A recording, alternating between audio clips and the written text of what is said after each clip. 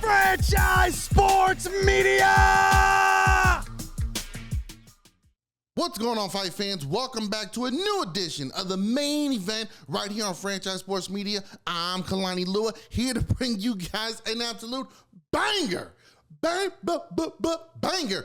UFC 307 up north in Salt Lake City. We got the champion, Alex Pereira, taking on Khalil Rountree Jr. Man, oh man, this is going to be an absolute war. What time is it? Knockout time. Somebody is going night-night in this particular one. Out of these two individuals, in their 25 combined wins, you throw in what, the 7? So 32 combined MMA fights. They've only attempted one takedown total, and that was Pereira, and that was just the one time where he said, Blachowicz, get off me, man, get off me. These two right here are going to go to war. They're going to pull the Max Holloway right here in the middle, get right here, and we going to scrap. We going to throw some haymakers, we going to throw some missiles, we going to throw some bombs at you, and somebody going, who would it be though? Will it be our own, Las Vegas own, Khalil Rountree going in and looking to continue the legacy, or will Alex, the Hunter, Polaton, Pereira go in there and continue his rise and continue his own legacy, and he just continues to be an absolute nightmare for everybody in the division, in all divisions, really. If you look at the UFC roster, middleweight champion, light heavyweight champion, there's talks of him going on to heavyweight. Woo-hoo-hoo-hoo. The boogeyman is alive and well. Let me get myself situated here. Glad to be back talking with you guys. UFC 307, it's going down. It's going to be up north in Salt Lake City. What a tremendous venue to go to as well. You look at Salt Lake City, there's rumors of them getting a baseball team. They're trying to work around, grow their community, grow their city out, and now you bring in the UFC fight with two absolute studs. And you also got a title fight in the co-main event. We'll get to that a little bit shortly. The main event is interesting because you got Khalil Rountree, 5-fight winning streak, getting a shot at Alex Pereira. Now, people have complained, one, hey, wait a minute, Khalil Rountree just failed a drug test. Why is he able to get a title shot? Fair enough. Absolute fair.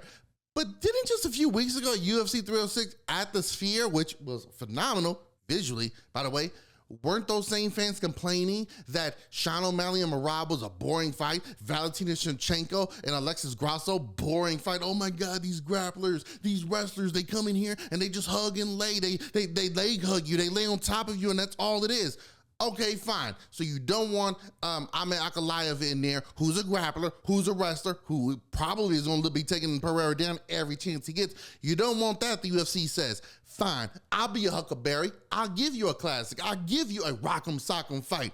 But now we're complaining about it. So which one is it? Do we want the absolute, hey, we know we're going to get a war between these two fighters, or do you want the, well, one of them might go in there and just 5 rounds of takedown. Oh, wait, he's going for it. No, they're still down. Which one do you guys want? Make up your minds. Either way, UFC did it for you. They gave us this absolute banker. Let's enjoy it, okay? Let's have a little fun as we head into the last quarter of 2024. Khalil Rountree, what an inspirational story. This man at one point in time was well over 300 pounds. Said, hey, I have to do something with my life. He went out there, got himself in shape. He moved to Thailand to learn how to fight in Muay Thai style. Shedding the weight, obviously, but also I need to figure out how to do something in my life so I can make an impact. His father unfortunately passed away, but he used to be a manager for Boys II Men, New Edition, and he even says during the countdown, at his father's funeral, he had hundreds, if not thousands of people there. And you have to be a special kind of person to have that many people, whether they knew you or did not know you, want to show up and pay their respects and say their goodbyes. Well, Khalil Rountree says, I have to do something similar like that for myself. Will it be the same? Time will tell, but let me go out there and see what I can do. And he has been an absolute menace since stepping into the cage. Hard kicks, vicious haymakers in his hands. I mean, this dude got a lunchbox filled with cement in there. He had one of my favorite finishes right now. I forget off the top of my head, but he had a guy against the cage, down on all fours. Khalil Rountree stands up, kicks him like he's taking a field goal from 63 yards right in the ribs, and oh man, it still hurts today to even think about it. So Khalil Rountree has shown Look what he did to Anthony Smith. Knocked him out standing up with a left. So much so that when he came in with the hammer, like, hey, keep moving. Keep moving. I'm going to come down like Thor on you. He's looking to go in there and do something that only so far Izzy Adesanya has been able to do. Defeat the boogeyman. Defeat the one they call Peloton. Defeat the one, Chama. Alex Pereira coming down, one of the best entrances ever, bringing out the bow and arrow, got you on my sights, I'm letting it loose. Coming over from the world of kickboxing where he was a 2-division champion, step into the cage, last man to defeat Izzy, and now so far in his short run in the UFC, has defeated 5 former UFC champions. We're talking about Sean Strickland, Izzy Adesanya, Yuri Prochazka, Jan Blachowicz. Who's the 5th one? There's a 5th one in there. Anyways, I'm going to come back to that. But this man has been a wrecking shop. Anyways, he's been going in there, knocking dudes out. We saw what he did. We saw what he was able to do against Yuri Prochazka just recently on 2 months' notice. Oh, you need me to step in on short notice? You need me to come in and save the event? Sure. He didn't mind all the noise that was going on outside. He didn't mind all the speculation of, hey, is he in proper shape? What's this guy going to be able to do on short notice? Because he is a big fella. Again, he's talking about maybe becoming the first 3-division champion in the UFC. Will he make that happen? Look, he goes in there and starches Khalil Rountree. There's quite an opening up there. Tom Aspinall is in there waiting for John Jones, Stipe Miocic. If one of those guys fall out, Aspinall steps right in. Here's my thing. There's rumors that this might be John Jones' last bout. If Jones goes in there and does retire, Madison Square Garden, his backyard, beats the greatest heavyweight champion of all time, he retires as a GOAT, I'm going off into the sunshine. Well, Tom Aspinall needs a dancing partner, doesn't he? He needs somebody to step in there. What about December, end of the year, T-Mobile Arena, Las Vegas? Woo-hoo-hoo! It would be fantastic if these two was able to go ahead and match up. But first, don't look too far ahead. As Bruce Lee once said, never focus on the finger or you'll miss all of that heavenly glow. Enter the Dragon, one of the best movies of all time. Pereira clearly has shown he's a star. Does not speak that good enough English, but his presence and stuff. He's one of those guys, when he walks into the room, it's like I would say he's at the Mike Tyson effect. When Mike Tyson walks into a room, even to this day, everyone looks around like, yo, that's Mike Tyson. Good? He good. It's almost like a pit bull without a leash or a very short leash. So now you got Alex Pereira coming in there saying, hey, listen, I'm only getting better, okay? And I want to knock out as many guys as I can on my way to greatness, on my way to being one of the best of all time. Well, I've been doing that so far. This will be another notch under my belt for me to continue my rise, and it'll give me a great foot in the basket to go ahead and challenge for the heavyweight title either at the end of this year or sometime early next year. That'll be a lot of fun. With these two, it's almost guaranteed that we're going to get an action-filled fight. Do you want to take the over-under? Do you want to say someone's going to win by knockout? What I do love about this, though, is this goes back to the idea of, well, Khalil Rountree gets this title shot, but not someone like Ankalaev. Well, Dana White has said time and time again, he sells holy shit moments. When you watch a fight, don't you want to have the, holy shit, what just happened? Or do you want the, holy shit, what is going on in here? What is happening? Which one do you prefer? Again, while it is a sport and we love it and we want the integrity to be there, it's also entertainment. There's also pay-per-views to sell. There's also ticket to sales, merch, etc., etc. So there's a lot that goes into it. I'm not mad that Khalil Rountree got this. And again, how many times have we seen fighters fail a drug test from tainted supplements, something so small as a microgram, etc., etc.? Is that really going to give you the advantage you so-called need? I don't believe in it. On this show in the past, I've talked about, hey, I'm all for having steroids in sports. Do it. They know what they're doing. If they want to do it, go for it. I don't care. You want to go 3 feet, you better run. You back 3 feet, you got to throw at somebody. I'm all for it. I love the fact that they having these two guys. I wish it was back here in the backyard, but nonetheless, it's going down in Salt Lake City. In the co-main event, the Women's Bantamweight Championship, Raquel Pennington, 16-9, 5-fight winning streak, will make her first title defense against former Bantamweight champion Juliana Pena, who's 12-5, looking to come in here after suffering an injury. This is an interesting one. These two this is a fight years in the making. They were originally teammates on The Ultimate Fighter when it was Ronda Rousey versus Miesha Tate. They were teammates there. A little bit of a rivalry, a little bit of a beef was starting there. There was, personality clash and different ways of wanting to go about preparing for fights. It is what it is. It's a competition. You're looking to go out there and win. Pena clearly has shown, hey, I'm not afraid to say what's on my mind. I'm not afraid to get in your face and let you know I'm better than you. I'm going to kick your ass. I'm going to put you on your ass, and then I'm going to stomp your ass. What are you going to do? Now, Raquel Pennington is like this, hey, bring it on, okay? I don't fear anybody sitting across from me. She may not be considered one of the most exciting fighters, Raquel Pennington I'm talking about here, in the UFC, but she gets it done. She's like, look, I don't care. I'm out there to win. Yes, I don't have one-punch knockout power like Amanda Nunes or Chris Cyborg. Sorry, I wasn't born with that. But I am going to go out there. You give me that neck, I'm going to choke you. You give me that arm, I'm going to pull it, twist it, bend it, etc. Otherwise, I'm going to tap you up. And you know what I'm going to be able to do? You still can't stop me. You got 25 minutes to go out there and figure me out. And you can't do it? That's not on me. That's on you. Juliana Pena says, okay, you think so? I done took on the baddest of the baddest, and I done came out on top. Came close in the second go around. Now let's see what you can do. Will Pena go out there and recapture the title? If she does, there's some interesting matchups out there for her to take on. If Raquel Pennington was to retain it, what does she continue to do? There's always thoughts of, hey, she has a family right now, a little older in age, not an old fighter, but in fight years, especially for the women's side, 36 years old, grandma in there fighting. But I tell you what, whoever wins, they could be looking at their first title defense later on the card.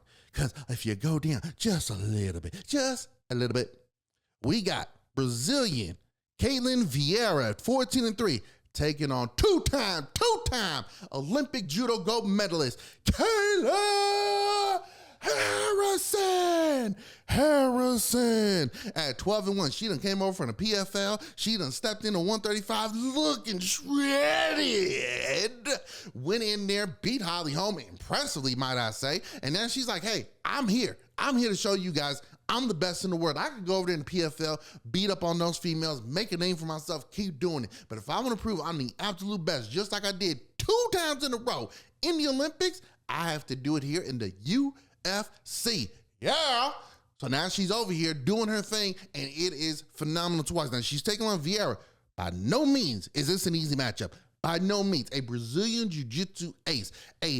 I'll stand here and go toe-to-toe with you. I'll go to the mat with you. So for Kayla Harrison, she can't be looking too far ahead at Pena and Pennington. She can't keep her eyes over there. She has to focus on what's going on with Ketlen Vieira, because she has shown, while she is a bit on the skid mark right now, going up and down with her wins and losses, she at one point in time was supposed to be the next challenger for Amanda Nunes. She slipped up and loses, a la here she is. But she is a tough as they come, tougher than a $2 snake Brazilian that's willing to go in there and wants to put her name back in the hat for a title shot. So Kayla Harrison, while we are rooting for you down here, USA, which, is given time frame. Some people might think it's controversial, but nonetheless, okay, we are looking at two terrific female matchups right here. And again, the winner of Harrison Vieira could potentially be, especially if it's Harrison, the next title contender of Pena Pennington. We also got on the card Mario Batista at 14-2, taking on the man himself, the legend. The king keeps on growing his resume. Jose Aldo, 32-8, his second fight in the UFC, returning from a stint and trying to do boxing and just, hey man, I want to do something else in my life, but this is my love. This is what I enjoy doing. I'm the king of Rio. Let's go out here, have a good time. Why don't we go to Salt Lake City? So that's going to be a lot of fun in itself. We also got Roman this is why I need my boy Griffin Kemp here. He knows how to say these names much better than me. Forgive me if I mispronounce the name. Dolides, 13-3, taking on Kevin Holland. I can say that one.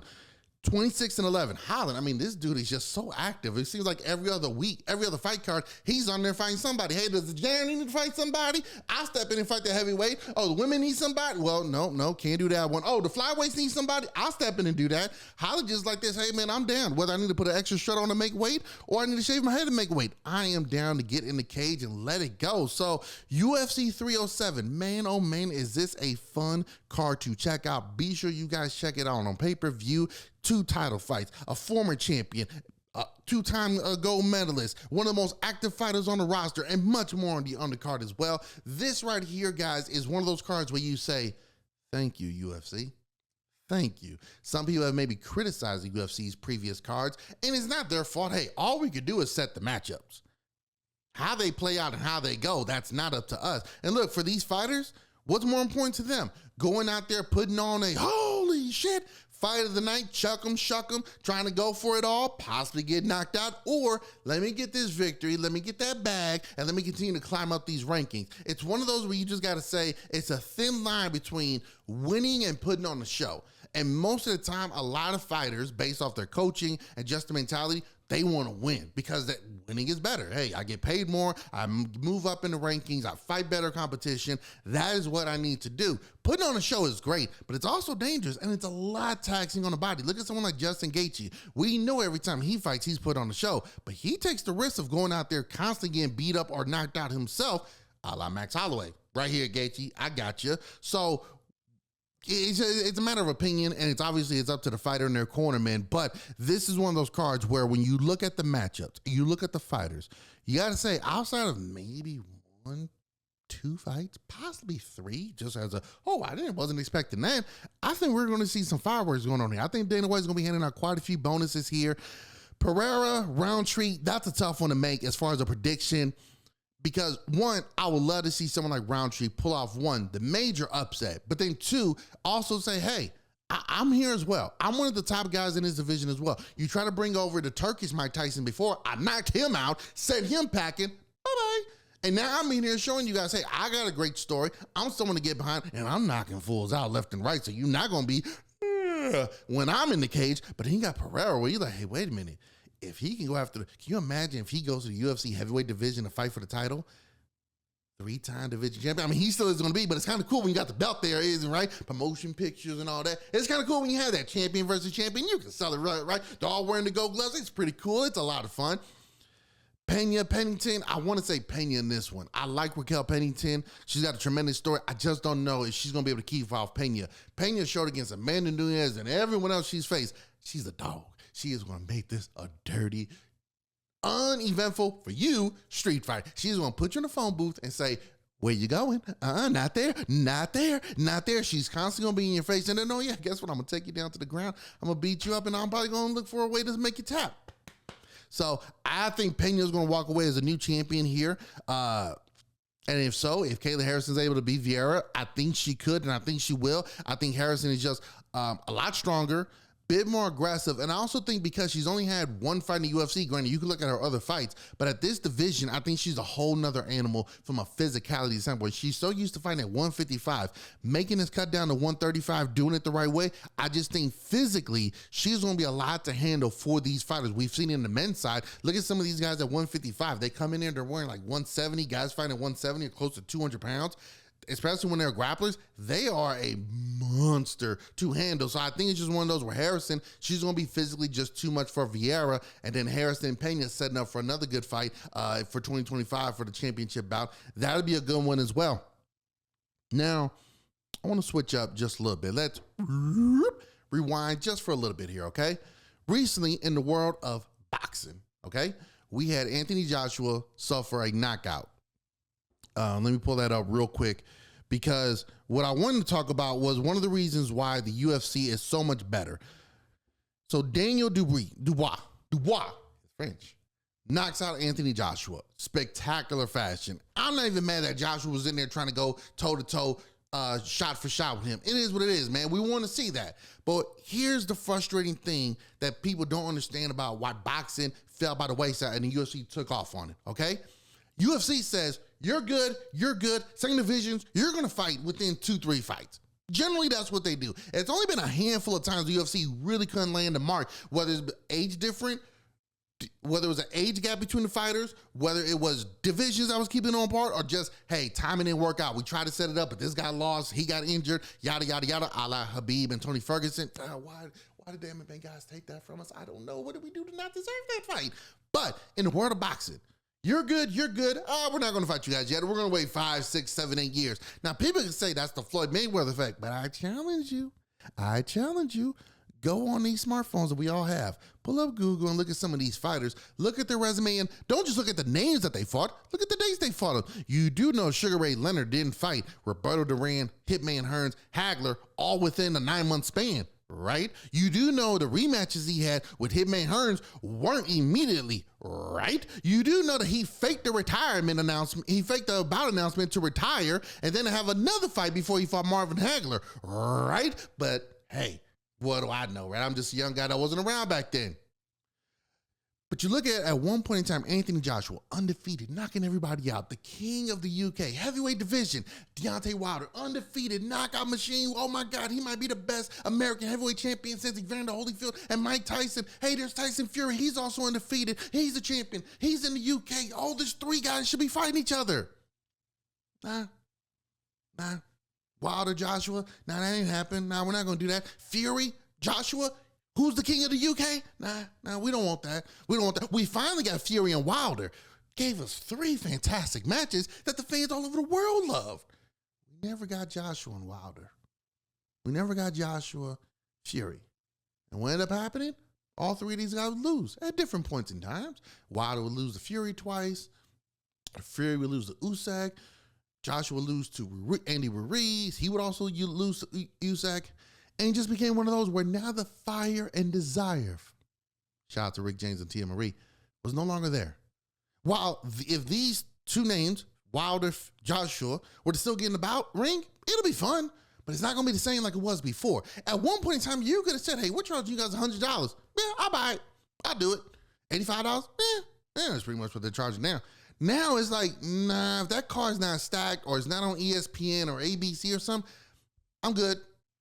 Because it's no longer there. They waited too long. They tried to squeeze out as much juice as they could. Instead of saying what the UFC did, hey, these 2 guys need to fight each other. It's the heavyweight division. Everyone can knock each other out. Let's put these 2 together. But no. Why would we do that? Boxing is going to box, right?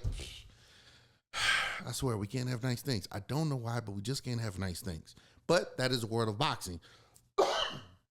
If we transition a little bit, just for a moment, into the world of MMA once again, we had the event at the Sphere.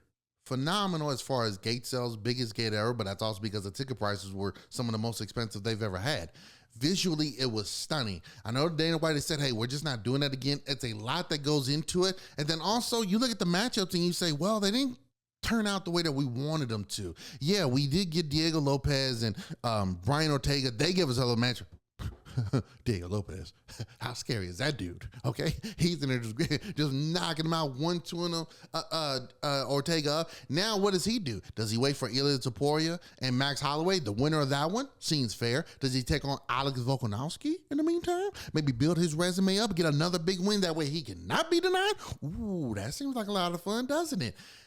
For Brian T. City Ortega, what does he do now? He has shown he can be competitive in the 145 division, but he's also shown he's had some trouble at times weight cutting. Does he maybe need to take some time off, come back mid to late 2025 and fight at lightweight now, 155, and see how that weight cut does for him and see if in another division, hey, can I come out here maybe a little bit faster than some of these guys? He's got some decent boxing, good stand-up. He's got tremendous heart, and we know he's a dog when it comes to the grappling department. So, you know, T-City's going to have to figure it out on what he does there. We got Ilya Topuria, Max Holloway later on this month. Oh, that is going to be good. We got UFC 307 going on this coming weekend. That's going to be phenomenal. Then we got the UFC in Madison Square Garden the month after that. I'll tell you what, fight fans, the N24, we are going out with some bangers here, and we're going to bring it all to you live right here on the main event on Franchise Sports Media. So be sure, follow me at KLUA, KLUA11 on Instagram. Be sure to follow the Franchise Sports Media and then go to Franchise Sports Media for all your needs. High school football, the Raiders, Lakers, Aces. Good luck to the ladies out there for going after the 3-peat, and MMA and boxing. So next time, fight fans, this is Kalani Lua. Peace.